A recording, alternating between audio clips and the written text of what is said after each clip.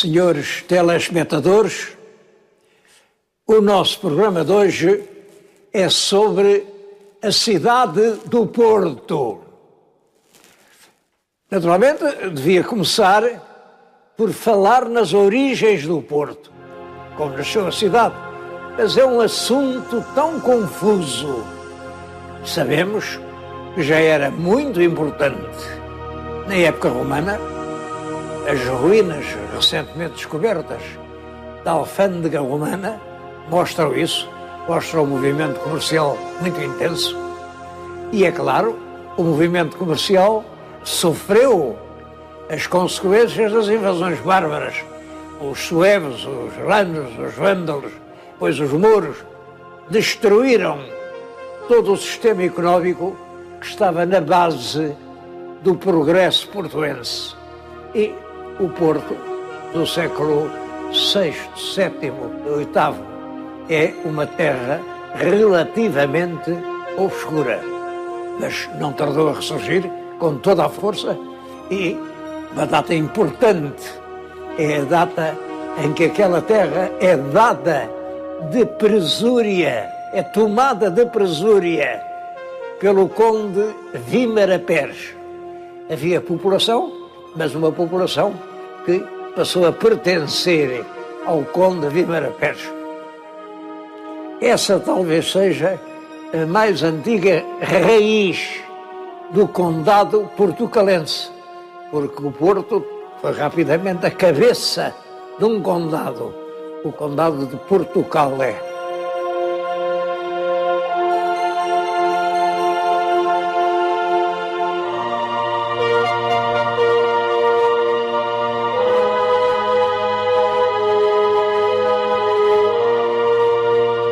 É uma cidade sem fidalgos, é uma cidade sem palácios, é uma cidade sem passos, nem príncipes, é uma cidade de trabalho.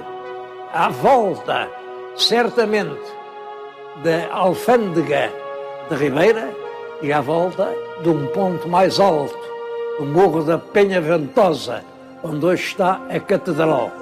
Esse morro tem-se visto que já era um castro, um tipo castrejo, do tipo dos da Galiza, que foi romanizado e que tem vestígios romanos, e depois, por ser o sítio mais importante daquele núcleo, foi o lugar escolhido para a construção da Catedral, já no século XI.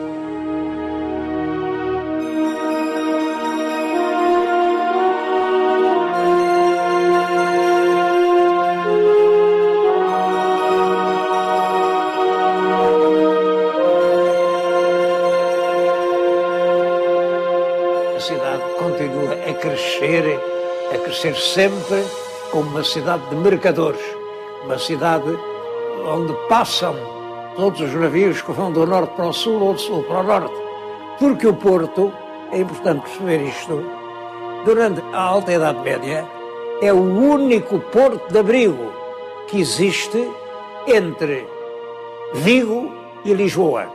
Os navios que se queiram abrigar do mau tempo, é ali que têm de entrar. É claro, essa navegação é particularmente importante a partir do século XII, por causa das cruzadas.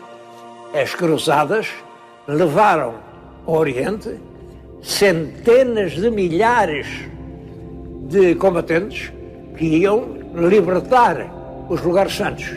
Muitos deles vinham do norte da Europa, da Dinamarca, da Holanda, da Bélgica, Alemanha, do norte. Eram milhares e milhares que passavam em navios e que aproveitavam a escala dentro do Rio Douro para se abastecerem.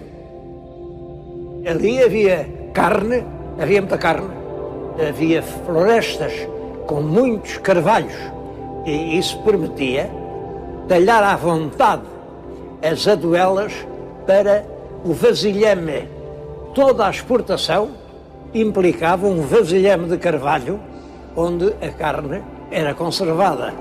É uma dessas expedições que vem do norte, traz milhares de homens, entra no Porto, e o bispo aproveita para lhes dizer: mas vocês vão para tão longe, vão para a Terra Santa, por que é que vão aqui mais perto? Em Lisboa também é uma grande cidade, também tem riquezas, também tem ouro e tem prata, e também é infiel, são inimigos da fé. Vão lá antes de tomar Lisboa. E foi ouvido. E realmente o exército que ia para a Terra Santa foi para Lisboa. Ao fim de alguns meses conquistou Lisboa, em 1147, o mesmo ano da conquista de Santarém, e isso marca um passo decisivo na Constituição de Portugal.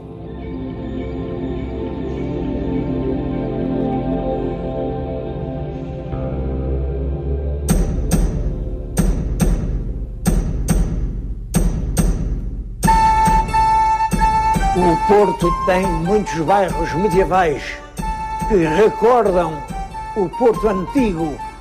Eu penso que um passeio ali pela Ribeira, subir até ao Largo da Sé, aquele núcleo de ruas apertadas medievais, aqueles muros impressionantes da Catedral, a estátua do Vímara Pérez, tudo isso cria um ambiente que os portuenses têm sabido cuidar com zelo e fidelidade e que mereceu ser considerado pela Unesco como Património da Humanidade.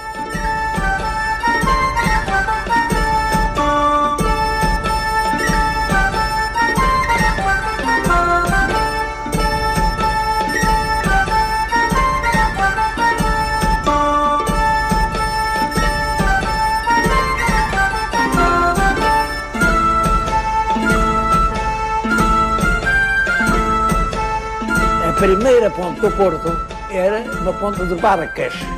De uma margem à outra estavam ancoradas 33 barcas largas, sólidas. Era a maneira de passar do Porto para Gaia, de Gaia para o Porto. Em 1809, segunda a invasão francesa, o general Soult cria um ambiente de terror. Toda aquela gente se precipita pela ponte para fugir ao terror francês. Era noite e a multidão, correndo aflita, ia-se lançando às golfadas nas águas rápidas e tremendas do Rio Douro.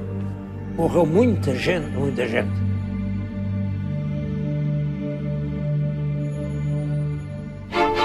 Não há muito tempo, no tempo dos meus avós, século passado, no fundo, era uma aventura ir de Lisboa ao Porto. As pessoas confessavam-se, recebiam os sacramentos, faziam testamento, porque era perigoso realmente. Não havia nem caminho de ferro, nem estrada. O Marquês de Pombal não gostava de estradas, achava que a estrada ajudava os proprietários, que eram os binómios, e só com a Rainha Dona Maria I é que se pensou numa grande estrada que ligasse Lisboa ao Porto. Aquilo era uma diligência longa, vários dias de viagem, uma grande incomodidade. Depois, o comboio é já na fase seguinte. O comboio, e de Lisboa, só chegou a Gaia em 1864. E só depois, 13 anos depois, é que conseguiu chegar ao Porto. Porque não havia ponte.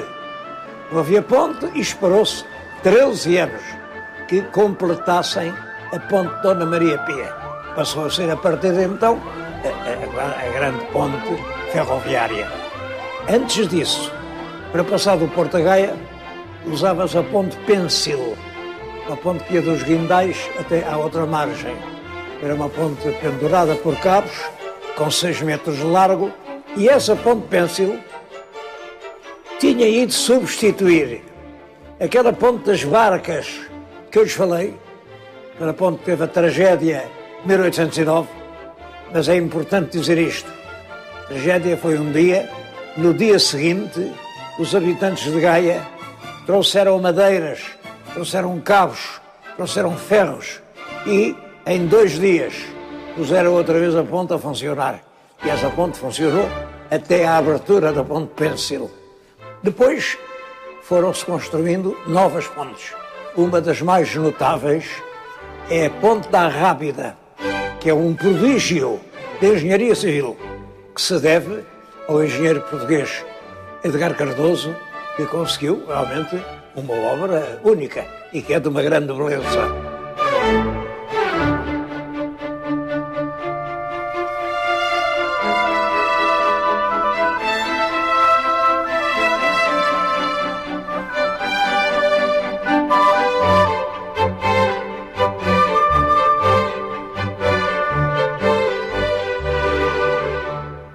As pontes, é claro que são todas sobre o Rio Douro, que é o segundo rio da península. É um rio que tem 850 quilómetros de extensão e nasce a 2080 metros de altura. Isto é importante, reparem, o ponto onde nasce e o ponto onde desagua tem 2080 metros de diferença. É claro que isso faz com que seja um curso rápido, difícil, perigoso. Apesar disso, ele era navegável até uma parte importante do interior, como provam os barcos rabelos. Rabelo, porque tem à ré um enorme remo, e esse remo é que governa o barco, em vez do leme. É um barco sem leme. Ora, o leme aparece na navegação mediterrânea no século XII. Portanto, aquilo é provavelmente um navio para o rio, com o fundo chato, anterior ao século XII e com uma vela só. Tem só uma vela, exatamente como os navios gregos. E hoje ainda lá está, ancorados dentro do porto, vários barcos rabelos, já não são lá para transportar o vinho, mas são para passeios turísticos, são para reclame de firmas comerciais e são, sobretudo, um documento da antiguidade do comércio dos vinhos na região portuguesa.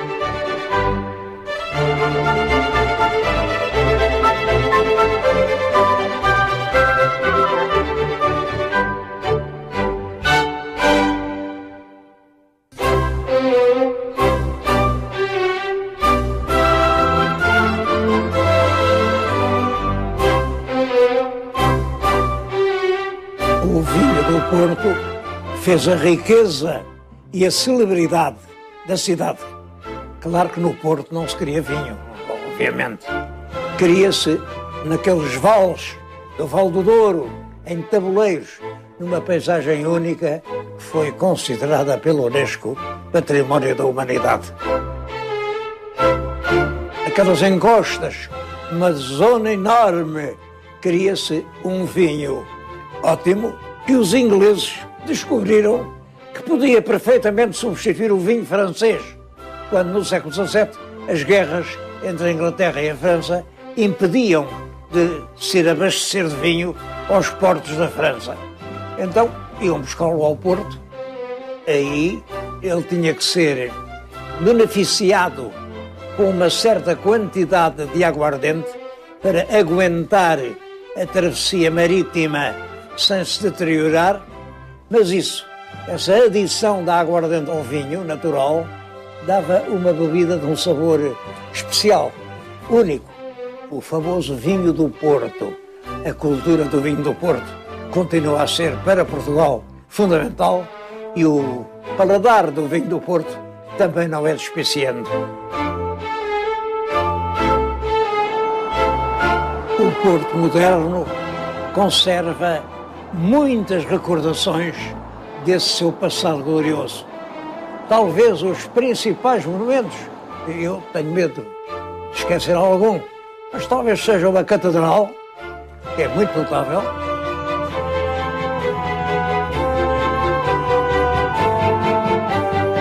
A Torre dos Clérigos.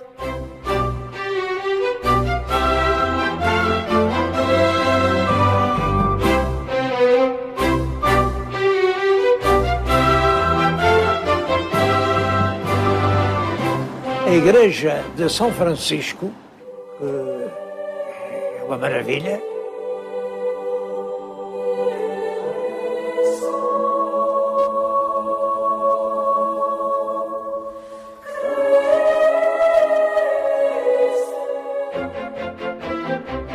história do Palácio da Bolsa é muito curiosa, porque aquilo era o primitivo convento dos franciscanos. São Francisco de Assis, no século XIII, faz um movimento, são contra o capital, contra o dinheiro, isso avassala o mundo rapidamente e chega ao Porto. Frades vindos da Itália tentam no Porto fazer um convento. Há um mercador, um rico mercador, que lhes dá o espaço da Redondela. O espaço da Redondela é aquela semicolina onde hoje está o Palácio da Bolsa, aquela altura, e aquilo era grande. Ora bem, quer dizer que nessa altura, 1209, não estava ocupado por casario. Bom, os frades começam rapidamente a fazer o seu convento, com a ajuda do povo, que traz pedra, que traz as madeiras, que traz os carros, mas o bispo intervém e diz: que história é essa? Eu não quero essa gente aqui. Isso é uma gente malfeitora, andam a pedir esmola e andam para aí a dizer que quem tiver dinheiro não entra no reino dos céus. Ora, aqui na nossa cidade é exatamente o contrário. Aqui o que é preciso é ter dinheiro. Portanto, isso é uma gente subversiva, uma gente indesejável, quero já todos daqui para fora. Eles reagiram, continuaram a obra, o bispo mandou carregar as tropas sobre eles, houve vítimas, eles tiveram que fugir para Gaia e só muitos anos depois, em 1236, é que veio uma ordem terminante do Papa para que o bispo permitisse a construção do convento. Então, claro, o bispo não teve remédio só obedecer e construiu-se um convento que ao longo do tempo foi aumentando. Quando chegou ao século XIX, durante o cerco do Porto, em 1832, há uma grande confusão, é a Batalha da Ponte Ferreira, os soldados regressam desesperados e alguém deita fogo ao convento. O convento ardeu completamente. As ruínas foram respeitadas, as ruínas negras, estiveram assim quase 10 anos, até que os mercadores do Porto escreveram à rainha e disseram: isto está aqui, num sítio importante, em vez de convento, podia ser a sede da Bolsa do Porto, a sede comercial. A rainha deu-lhes realmente o espaço e eles construíram aí o famoso Palácio da Bolsa.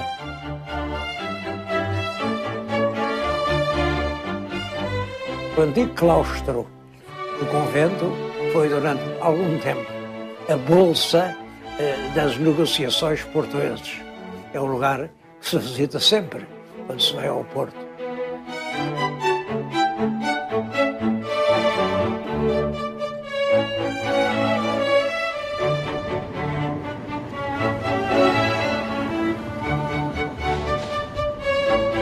Há muito mais coisas para visitar no Porto. Estou-me a lembrar do Museu Romântico da Quinta da Macieirinha, uma quinta do século XIX, que era dos Pinto Bastos. Os móveis são dessa época, os tapetes, as tapeçarias, os objetos do uso corrente, tudo ali é escolhido com critério para dar o ambiente do alto burguês do século XIX. Compreende-se que no Porto exista o único museu do romantismo, porque realmente o Porto é a capital do romantismo português. Isso também tem uma explicação. O romantismo, como sabem, é uma atitude cultural que pressupõe uma situação económica de base rica, desenvolvida, progressiva, e isso verificava-se no Porto e não se verificava ainda em mais parte nenhuma do país. Por outro lado, a organização da venda e da organização comercial do vinho do Porto atraiu numerosos ingleses à cidade do Porto e a influência inglesa no Porto é muito grande, muito grande. A propósito de romantismo, quem for ao Porto não deve deixar de visitar o Museu Soares dos Reis. Soares dos Reis é um grande escultor. Talvez seja mesmo o maior escultor de todo sempre do nosso país. É um extraordinário escultor.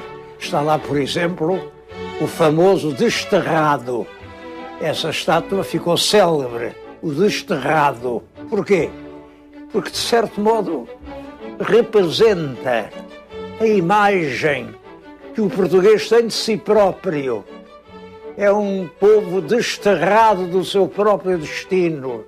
É um povo sem esperança. É um povo que espera sem saber o quê. E essa imagem de desolação está bem patente naquele mármore de Soares dos Reis.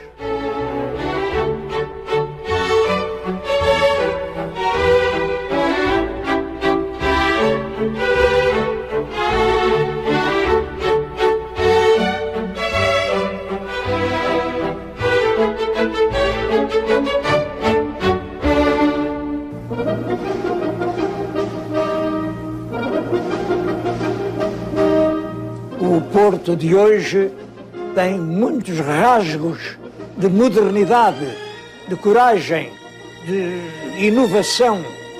A Casa da Música, uma arquitetura polémica, mas sem dúvida nenhuma inovadora, e onde se têm dado grandes acontecimentos musicais.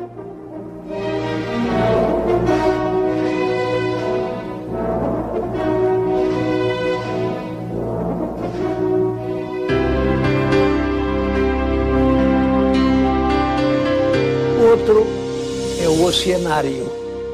O Oceanário fica no Parque da Cidade, perto do Castelo do Queijo, e é uma grande superfície marítima onde se encontram mais de 5.000 criaturas marinhas, algumas pouco vistas. É justo que o Porto tenha prestado essa ligação ao mar, porque o Porto, costuma-se dizer que nasceu do Rio. Sim, nasceu do Rio e nasceu do mar. É uma cidade que realmente soube manter os seus pergaminhos antigos, os seus bairros de outrora, os seus sinais de história, com o maior respeito e com a maior fidelidade. Um passeio pelo centro histórico do Porto é ainda hoje impressionante.